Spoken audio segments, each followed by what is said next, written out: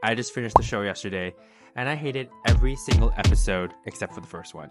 Actually, hate is a strong word. I think disappointed is a better descriptor. Avatar: The Last Airbender is my all-time favorite show. I rewatched it more than 5 times, and even as an adult, it still hits. Every episode imparts a good lesson, the characters have such good development, and the dialogue is just amazing. But the live action is nothing like that. In fact, it feels really soulless. I'll preface this by saying that I went in with relatively low expectations since the original creators, Michael and Brian, dropped out, and they had some cringy scenes on TikTok.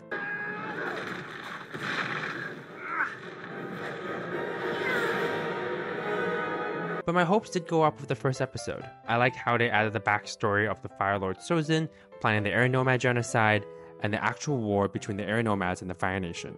I like how they didn't shy away from the graphic imagery of people being burned alive, and how aggressive the Firebenders were. I liked how we got to see a bending war and a bunch of cool techniques. The first episode really felt like it was watching a movie, and it was really cinematic. But then it went downhill from there. I'm going to give my review here by offering my thoughts on each character. Let's start out with our main guy, Aang. They made him way too serious in the show.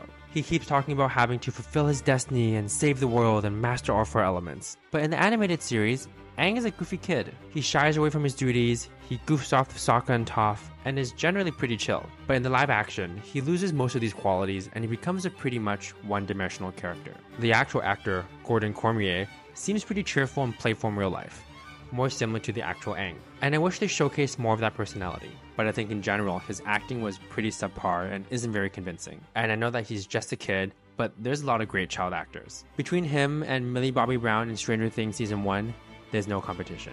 Moving on to Katara. I love Katara in the cartoon. She's fierce, she's caring, and she's stubborn. She's nothing like that in the live action. She's docile, she lacks passion, determination, and she has no warmth. She feels lifeless. The acting also looks really bad, like she's just reading off her lines, though to be fair, the writing is pretty terrible. Now I actually like the actress, Gia Wentio, and believe she could do a much better job, since she did a great job with Anne with an E. So maybe it's just the director's fault. Another critique I have is they didn't make Katara motherly in the show, which is something that she's known for. Sokka even belittles her in the live action by calling her a little girl. But in the cartoon, we see that she's the most mature person out of everyone in Team Avatar. She's the one always taking care of everyone else. I don't know if Netflix wanted to be super woke and make her less motherly in case it appeared sexist, but they did her no favors with her boring, windy, lifeless personality. Also, there's nothing wrong with being motherly. It's just who she is. And speaking of sexism, it's nowhere to be found with Sokka. Again, I think Netflix wanted to be super PC and not offend anyone, which is why they took away this personality trait. But that's kind of what made Sokka such an interesting character. He evolves as a person, gets beaten by Suki, respects Katara for all she's done for them, and he becomes a great man by the end of the show. He still makes sarcastic remarks in the live action, but honestly they're not that funny and they kind of feel like dumb Disney jokes. And I feel like he lacks chemistry with Katara and Aang as a team. But even with all this, I think Sokka is one of the better portrayed characters in the live action. I think the actor Ian Ousley does a good job portraying the spirit of Sokka and his mannerisms. I know there was a lot of controversy around him not really being native, which I understand is upsetting, but also no one got mad at Gordon Cormier for playing Aang. I mean, last time I checked, Aang is Tibetan and Gordon is white and Filipino. Kinda feels wrong to pick and choose. Zuko, on the other hand, was really well done.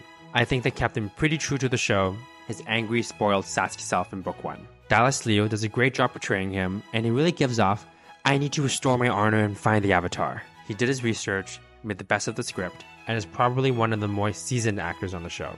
I like the addition of the backstory with the 41st Battalion and his empathy for not sacrificing the soldiers.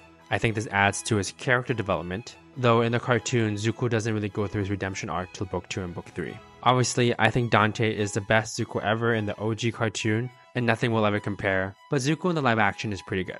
Iroh, on the other hand, was a disappointment. I really loved Appa Kim in Kim's Convenience, and he really does give off Iroh vibes, personality and physically.